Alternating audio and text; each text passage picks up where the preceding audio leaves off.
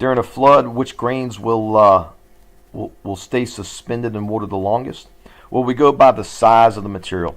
It's like if you shake up a snow globe and you let it sit, everything will settle down to the bottom.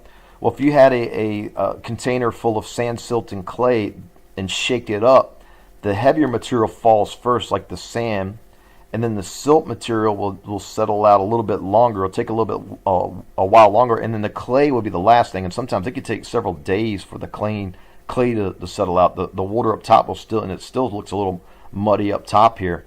So it'll take several days for it to settle up. But clay is so fine; it's such a small particle. It'll stay suspended the longest.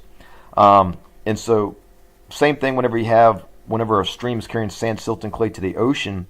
Well, whenever a stream leaves the channel, it loses its energy, and so the first things you see fall out would be the sands would fall out first. That's why you have nice sandy beaches all along the coastline.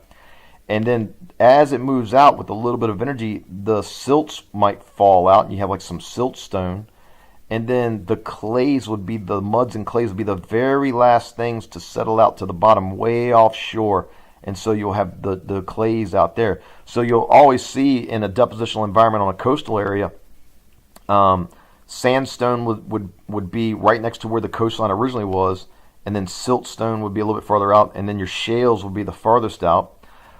Sometimes you'll even see limestone will be the absolute farthest out, and that has to do because limestone may be deposited where there's a reef being built, and the animals that secrete the calcium carbonate shells, which make limestone, they don't like being close to the shoreline where they get covered up with all that sand, silts, and clays. So they built a little bit farther out. So you see this a lot where you got sandstone and shales, and then limestones will be the farthest one offshore. We see it all over here in the state of Virginia where the shorelines used to be.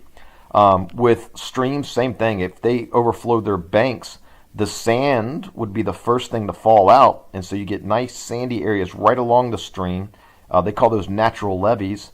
And then your muds and clays would be further out here off to the side, further away from where the main stream channel is.